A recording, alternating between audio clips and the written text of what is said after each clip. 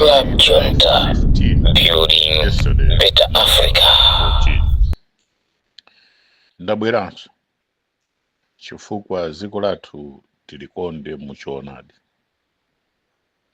Ndi zachisoni kwambiri kapena nzokhumudwitsa kuti mbuyo mosemo timapanga ndale koma ndale zaka zino zikukhala ngati ndi ndale zophana zofuna makobiri, pleasing friends, pleasing those people who are there and they are busy scheming the government.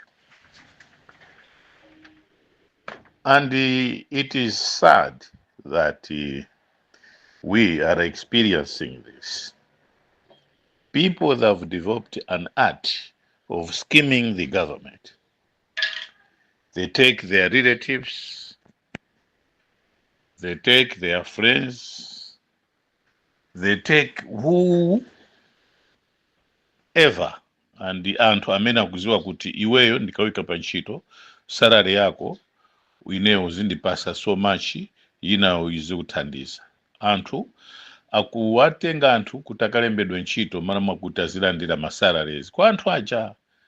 Ndiye akalemba anthu 20 ngati anthu aja kulandira kapena ndinene kuti 500 wakuwapasa 100 times 20 you're talking about 2 million imene amaitenga every month kunjiza pa masalary zawo. Iyi ndi plot imene tayitulukira, scheme imene tayitulukira, and it's very sad that this is happening in our country. Ine sinaone pamene tinaluza 2020 nobody went to the president to say mwaluza chifukwa cha ine ndamenda kuluzisana president. Aliyesa anali chete. And sinamve kuti munthu anapita kwa president amene professor Peter Mutakuta president msadandaule ine ndakuluzisani ndine and nizakuwinirisaniso ndine, palibe amene anapita. Koma zikudabwisa kuti titawina this time anthu awupita kwa president kuti ndakuwinisani ndine or kuti tiwine napanga chakuti. Rire ndizoona pazabwino mufuna mkaonekere, pazina zake zimene muziwa kuti apapa ndikanyula simufuna kuonekera. Chifukwa tikuziwa why we lost in 2020. But nobody had gone or publicly to say, President, forgive me, I'm the one that made you lose. Nobody. And nobody is ever going to say that. Koma po wina, ndi munthu amene sanali part of it, akubwera kuti you have won just because of me.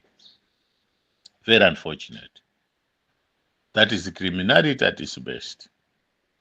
Ndeno pakuti marayi muno behavior yathu ndi ama criminal choncho. Ayi, ngakhale timanena kuti it's a God-fearing country, forget about it. Lero pa 15 ndikumanena maseries awawa chifukwa ndikufuna kuti people should record them and the dates so that in 2030 muzaone kuti what is it that I'm talking about. Ine ndinali munthu osadana ndi chipani china chilichonse mu parliament koma I belonged to DPP. Ndikukumbuka anthu amamnena Peter nali pa maforum nangoyankhira siku lina kuti no ine ndikuona kuti azawinanso. Ndinatukwanidwa kunali munthu wina amati mayi mkulu kuzomba kana kunditukwana ndikamena kunditukwana iwe ndiwe wakuthakale pandale, you are nothing, nobody listens to you. Mayi ndalakwa chiyani ndangonena kuti ina ifiru Peter zawinanso ino naparamula mpaka Chipungu anabwera kunena kuti abujeni MP honambo mayi amene Mungu musiya osayankha chapa nafika pena kuti ndimuyankhe. Chimene ndaparamula ine ndi chani ine chakuti ndinakuti no, I feel the professor will win again in 2025. Kulako kwa ine kunali kumene kwa koma ndinatukwanidwa and nobody is mentioning about that now. nde ineyo ndikunena pano kuti mulembe zinthuzi, lembani. Tikapusa chifukwa chakuti kuzondana kwambiri, pali ndalama anthu amapana, pali mapwevupwevu anthu amayiwala kuti nzanga nayenso anali nawo. Hehe, ena afe tungozidwalira tili chete, kungodwala munthu wina ndi kuti kale dziko lonse laziwa hewa kuti chakudwala eti tikamuone vindalama mpwirikiti. Anthu Kazombo anamnena kwambiri, walephera, anthu mamseka pamaliro ake 40 million kuperekedwa. So ufuse 40 million akumpasa Kazombo amene nthawi imeneyo atalephera ndi moyo, amalephera ndi kandalama kauti athire mafuta. Ndeno pamaliro 40 million amalawa amatero pamaliro ako ndiye kuti akhoza kupanga china chilichonse, koma pa umoyo wako alibe nawo ntchito. Ndeno pamakhala anthu ena amakhala condom, when they are used amakachita flash. Hayi, koma condom yakutetezani kumatenda, ndikoyenera ikhale flashed, koma yakutetezani kumatenda. Ulemu uzikhala pa kondomu chomnakatenga syphilis, kapena chizonono, kapena gonorrhea. Is it gonorrhea, whatever that people call it? Bwezi panopo mkulira ayo kapena mabomu, kale kunali mabomu, matupa ndikuphulika kwezi yakulira pano. Ndeno iyayi pakuti anthu ena ndi makondomu sikhale choncho. Koma muziwe kuti kondomu imene mwayuza siku lina ndizaphulika. Ikaphulika kondomu pombo mzatenga matenda amene iniyo paka mzapita naye kuzenje. Ndikunena izi kawiri chifukwa there is a bad behavior. The other ku police kuli chimpwirikiti, there's no discipline in the police. Kulemba anyamata kutazibera anthu ntchito ujeni makobiri apolisi iwo ena ma officer ma seniors itu. I'm talking about seniors. Ndeno ife tikulephera kuti tinene zambiri chomuzakhala ngati taukira nesindu kuukira ya. Amkito, look at the police. You're a minister of Homeland Affairs. Chonde. Work out something. Something is wrong. Akamanga munthu lero amango pasidwa makobiri mawu atuluka. Nthawi zina kumutulusa munthu 10 o'clock ya usiku. Anthu malimauta akhale msero akwayika pa ujeni pacha. Ine tamangidwa. I was sent ku seru imene magona otonchiro kuna tenji. Kuna mitete huku mchinji huku, msewa mchinji huku. That is seru that they kept to otonchiro. Hata mchita kidnapu ku Zambia. That is the seru they gave it to me. That is the seru anampasaso ujanali director of Anti-Corruption Bureau. The seru ijakuti they want you to die there. That is the seru they gave me for no apparent reason. Ina seru hata ndichosa kumene kujenda gona kwa 2 days. Anaka ngoneka so 2 days seru imena naika Professor Arthur Peter Mutharika Kurumbasi. The seru imena nandika so hii. Dinaka gona and some winner wa police nthawi imeneyo Home Affairs anabwera usiku. No amenda khandikwa nena kawiri. Ati mwagoneka kuti. Ndauta bwana abara wachoka pompano ndisitu uzota abara wapita. Anawo ali pompano. Aukanga takuyenda. Ndiye kuti niyo mpezeke kuno ife tufunta aronjeza kuti uyuwa timsunga. Ndecho msapange chipongwe. Ndimamva mawu amene ndili msero. Sinagone. Ndeno zimene ndikunena pano zakuti I developed sickness msero much. I wanted to go for further checks, checkups. Koma ndingoluzidwalira mu mtima ndili chete. I spent 2 nights serimena namika Professor Arthur Peter Mutharika Kurumbasi. Mpaka pano telefoni ndikubwereza kawiri katatu. Chotengera telefoni kunyumba kuna napwanya zinthu, mipando ndiyopwanyika, bwerani muzaone zakuonesani mipando yopwanyika imene anandipwanyira, mateburu kupwanya. Akutifika chakuti ine nanena kuti boma lapha Chilima pamene sina ziweso zakuti ndege yagwa, chifukwa nali kumunda mu June muja anthu amatibera chimanga chakuchireka uko, ndeti mafuko mmene kuja kuti anthu asatibere kuti tukorole bwino. Ndi mwana amene anachira kubwera kuti atatimuza kuti Chilima, ndege ya Chilima yasowa. Sana pesi kapena yangochita bendi uchena kuti ayi ndithu, it is feared that is dead. And I didn't know anything koma namangidwa za Chilima. Paka pano munthu amene anamangidwa za Chilima Raymond politician ndine. A speaker by then kuti marumauta abwere azandione. So parliament was in motion. Kuti tiye tikamuone mzatu MP. Ai. Thank you, Achaponda, Honorable Chaponda. And a leader of the opposition, he came to see me. Thank you, Ben Piri, Toko Tembo. Ben Piri was in Georgia. And angosika ndege, ndi Toko Tembo. Before they went home, they came Kurumba Zuzanduone na Kusero. Patricia Kariata Nabwera, Final Secretary General wa UTM. My son was a member by then. Hassan Amsanke was just acting director of youth. They all came there. Atupere Muluzi, thank you. Anabwera kuku natenje huko. Atupere Muluzi anabwera kutipa saujeni. Thank you, President UTM Akabambi. He was the first person that came to see me. Kukunamited. And he also gave us, at that particular time, nobody wanted to see me. He gave us financial sort of initiatives. Ndukunena is because I want people to know the truth. Opposition, and I was advising the opposition chonde karaniri moza twino kuti anthu awa akufuna tipe chifukwa nali ndi information kuti they wanted to get rid of me, to get rid of paka natumizaso anthu to get rid of Boni Kalindo.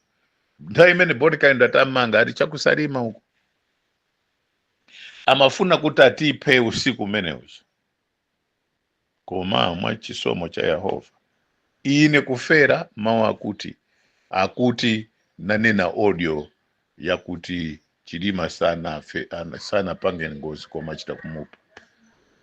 Ndimena matenga telefoni yanga yo kuti akutafufuze mmene ine nimachita record. By then panali wina wake a certain MP anala awiri wachikazi na wachimuna. Ndamena nakanena kuboma kuti tamangana amene wao ndamena upanga isi. May their lives be protected by the Lord God Almighty. Wosa amena nanpanga chipongwe. So nazimende kunena zakuti ine ntamangidwa. Those people who came to see me, ukoswese kwanga kunachoka wina certain muhango makara chakukawale uko. My cousin amene panopo ntiye Mwamulowe. Ariku ame yaku airport, he came to see me. Kuti kaya nchito ite, but he came to see me.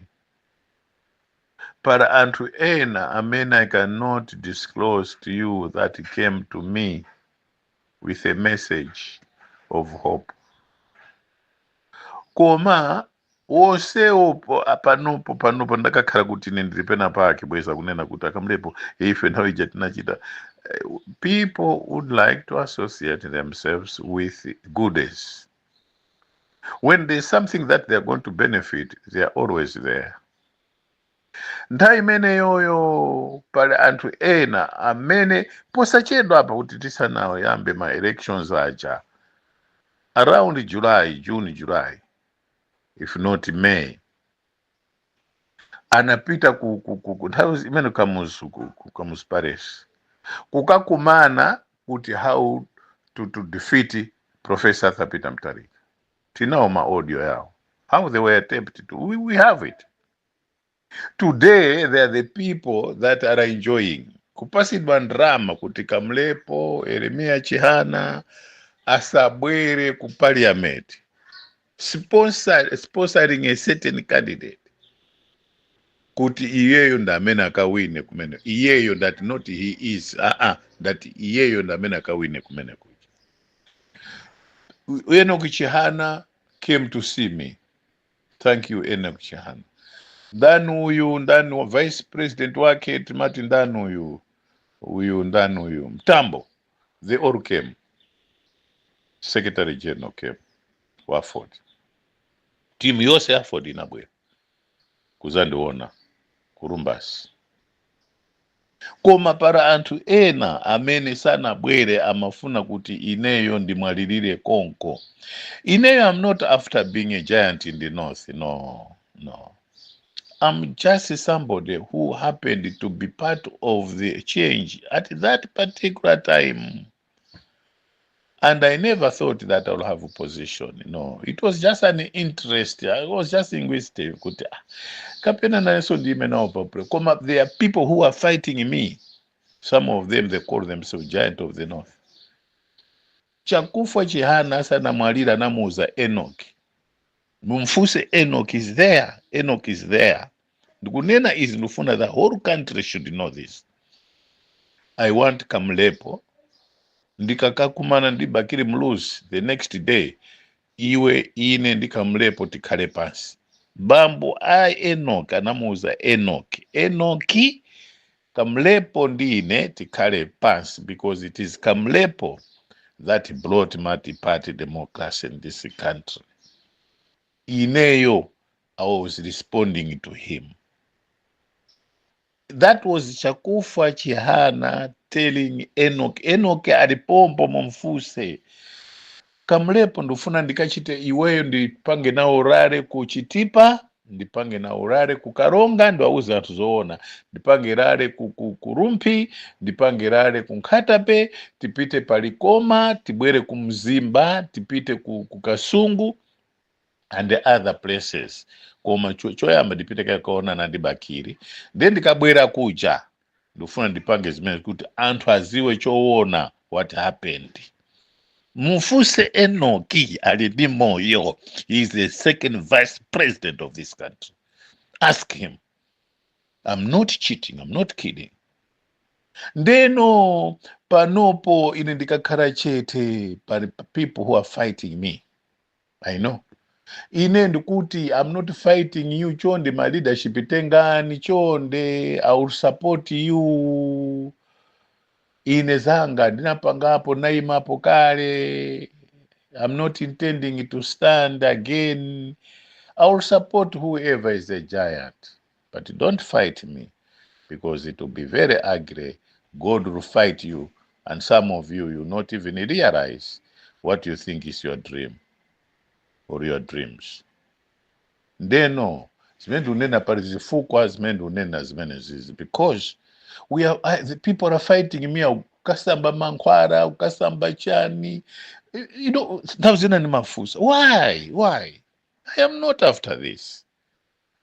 I chose that Peter is the president of this country, and I said, of all the people that were here in Malawi, Dr. Banda wanted to kill me, but when he was out of power, Dr. Banda Ndine we reconciled. And he died giving me 50,000 every month. And by then 50,000 was a lot of money. Mumfuse Dauso. Akuzani. Sikuti ndikunena pano zakuti ndikondolese nini. Chonde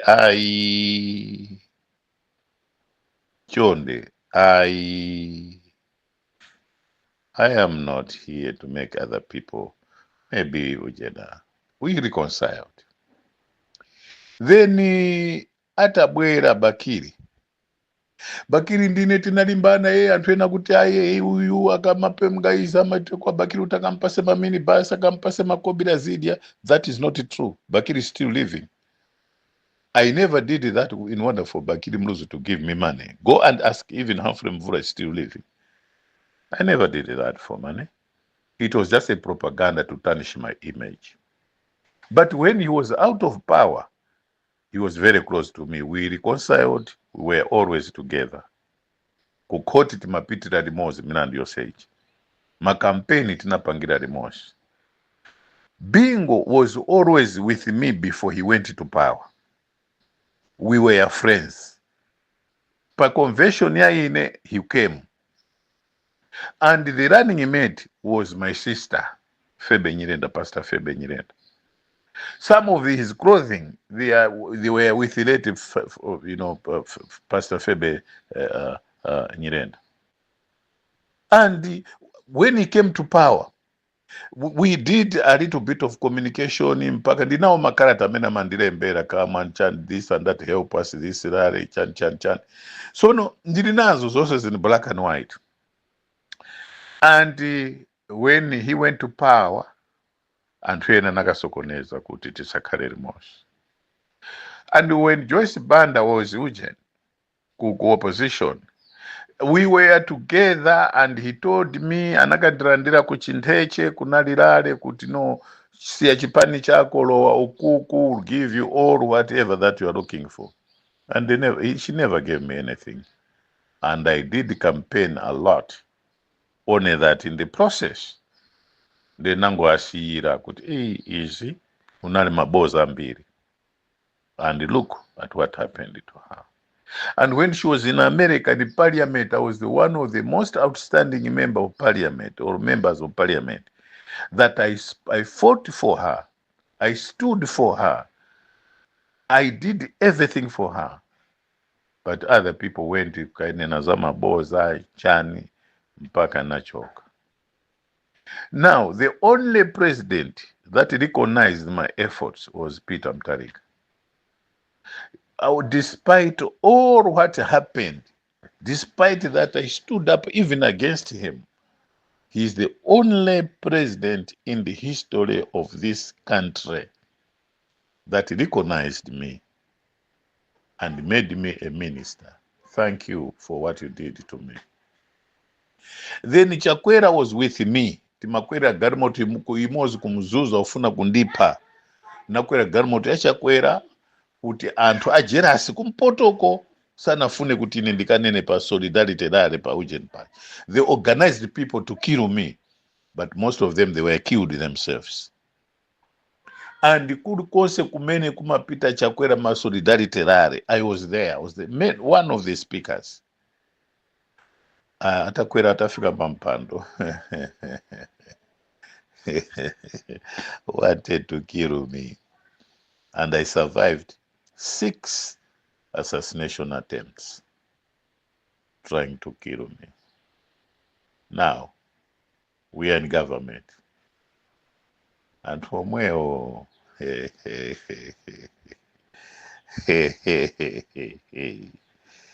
am bapo how to kill me.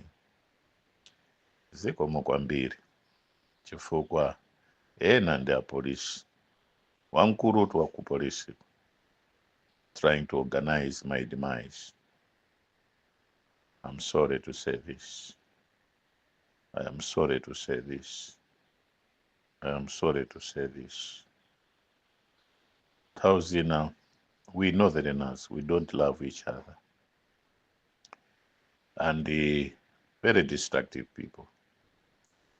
Leaders in the North, they would want to be leaders on the expense of other people. Yeah, anyway. Bravo other tribes in Malawi, because they've never harbored any hatred towards me. If I enjoy political support, it's the South, Central region, Mchinji, largely voted, overwhelmingly voted for me when I stood as a presidential candidate. Doha was my playing ground, Doha. I had more support in Doha than any other places, even including Abel Kayembe, voted for me the time he was in secondary school. I commanded a lot of support, Doha. Nchewu, kubirira uko mwara woyera uko kose kuja kunali members ose kwa tie makwangwara. I had a lot of support kumpepo zinayi uko kukasinje uko, but a lot of support, a lot of support, a lot of support, a lot of support. Nkota kota, a lot of support. Mzimba here and there. Rumpi, I never had the support to Rumpi. Karonga, yes, and Karonga was my playing ground. Sort of with Chitipa, not in Katabe, because of the reasons that I will tell you in future. And that is the support that I used to enjoy in the past. Palombe kwa Chanasa uko, at the Grove Village man Chanasa, I had a lot of support. Kuchiringa kose uja had a lot of support. Ametera kumlanje uko, a lot of support. Kwa Mbiza, unali Sanford Kasakura. Uyu mwana msoa uyu kanali kamwana kamatichita ife welcome. From Chitene welcome when I was addressing presidential meetings in Kwambisa. Yeah, very young chap. So may the Lord God Almighty bless the people that have always been with me, and give them more blessings and years to enjoy their stay on earth. Good morning.